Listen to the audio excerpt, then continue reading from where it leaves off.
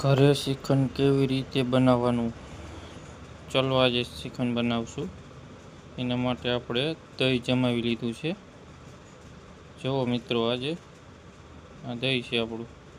દહીંને આવી રીતના એક કપડું લઈને કપડામાં આપણે રાખી દઈશું, એટલે બધું પાણી નીકળી જાય. જો મિત્રો, આવી રીતના આપણે કપડું લઈને એના માટે વજન રાખવાનો, એટલે બધું પાણી નીકળી જાય. 2-3 કલાક આપણે આવી રીતના રાખી દઈશું.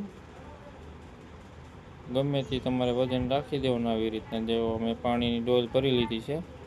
પાણીની ડોલ ભરીને માથે મૂકી દેવાનું, પછી 2-3 કલાક આ રીતના રાખી દેવાનું, બધું પાણી નીકળી જાય.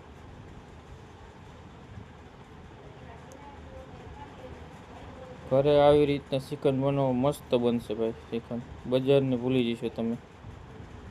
જો ભાઈ, હવે 2-3 કલાક થઈ ગઈ છે. આપણે હવે કાઢીશું. આપણે જોઈશું કેવો આપણે માવો બન્યો હે. જો મિત્રો, બધું પાણી નીકળી ગયું છે તપેલામાં નીચે. અને આ જુઓ મિત્રો, એકદમ પરફેક્ટ બન્યું છે. હવે એના માટે આપણે વજન કરી લઈશું. પરફેક્ટ માપ સાથે બતાવશું. જો મિત્રો, અમારે 600 ગ્રામ જેવું છે. 600 ગ્રામ એના અમે ખાંડ લઈ લઈશું. બરાબર ખાંડ લેવાની 600 ગ્રામ. આપણે જેટલો આપણે માવો બન્યો એટલું જ આપણે ખાંડ લેવાની. પરફેક્ટ માપ આવી જાય આપણું.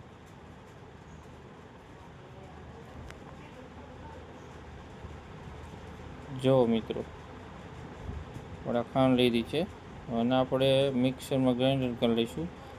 તમે એમનેમ પણ નાખી શકો, એવું નથી. અને આપણે જલ્દી વઘારવાની હતી, એટલે હવે જો આપણે એમાં ખાંડ ઉમેરી દઈશું. બધી ખાંડ એમાં ઉમેરીને પછી આપણે હલાવવાનું છે.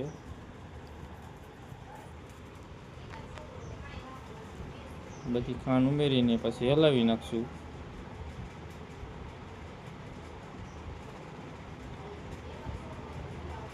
જો મિત્રો, આવી રીતના હલાવીને આપણે પછી આપણે મલાઈ લેવાની છે. આપણે દૂધની મલાઈ.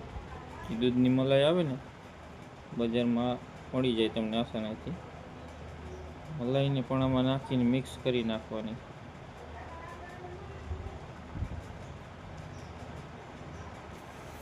મલાઈને પણ આવી રીતના મિક્સ કરશો ને એટલે એકદમ મસ્ત, બજાર કરતાં શ્રીખંડ સારું બનશે. બજારનું તમે ભૂલી જ જશો. જો આમાં મિત્રો, ડ્રાયફ્રૂટ આપણે ઉમેરશું. હવે ડ્રાયફ્રૂટ તો આપણે તમારે જે નાખવું. આપણે કાજુ, બદામ, કિસમિસ અને જેલીવાળી ડૂટી ફૂટી લીધી છે. જો મિત્રો, આ બધું એમાં ઉમેરી દઈશું. અંજીર પણ તમે નાખી શકો.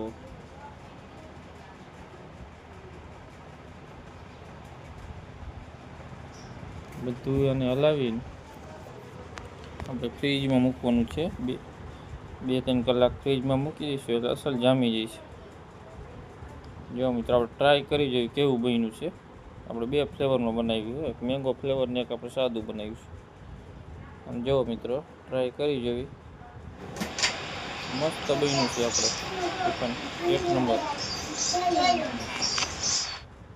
હવે આને આપણે ફ્રીઝરમાં મૂકી દઈશું.